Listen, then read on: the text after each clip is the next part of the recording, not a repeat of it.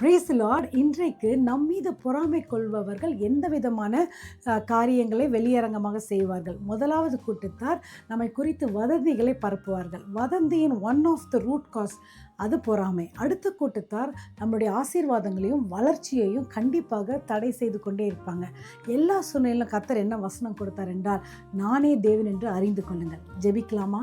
அன்பின் தகப்பனே, இந்த நாளில் எங்களுக்கு எதிராக பொறாமை கொள்பவர்கள் எங்களை குறித்து வதந்திகளை பரப்பினாலும் சரி, எங்களுடைய வளர்ச்சிக்கு தடையாக இருந்தாலும் சரி, நாங்கள் உம்மை நம்பி இருக்கிறோம்.